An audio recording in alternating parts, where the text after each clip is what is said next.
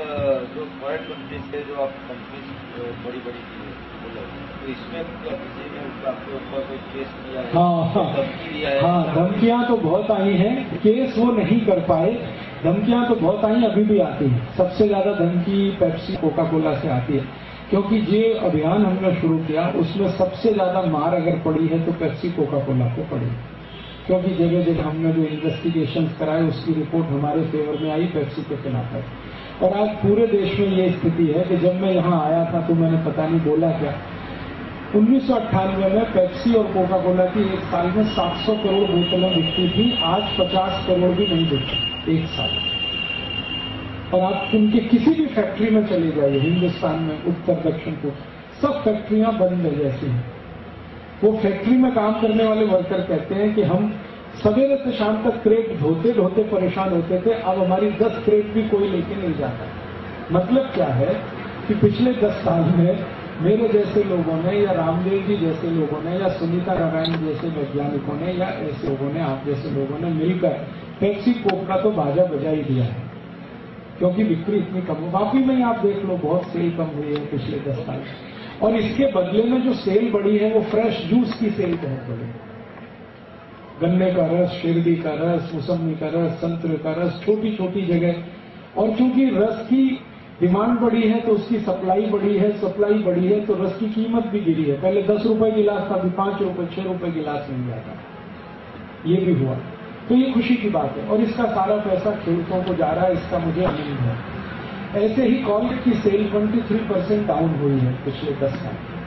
और कॉलगेट वाले इतने परेशान हैं, वो मुझे बताते हैं कि हमारी जब मीटिंग होती है तो एक ही विषय होता है, how to handle Rajiv Dixit.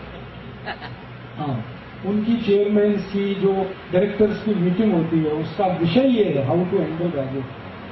तो वो मुझे हैंडल करना चाहते हैं, हाँ, वो ऑफर करते हैं।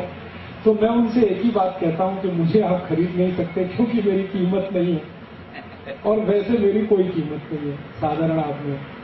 तो उनसे हर बार ऐसे ही कह के बात खत्म होती है। फिर मैं उनसे कहता हूं कि तुमको मेरी कौन सी बात है जो सबसे ज्यादा पिंच करती है? तो वो कहते हैं कि जो आप अमेरिका वाला हमारा फोन खोलते हो, यही हमारे लिए खतरा है।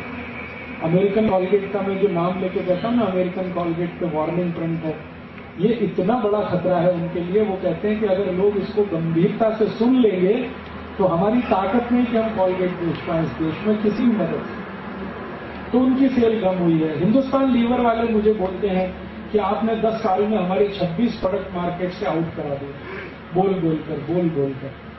उनके कई प्रोडक्ट हैं जो उन्होंने विड्रॉ कर लिए मार्केट से, क्योंकि अब बिक रहे नहीं।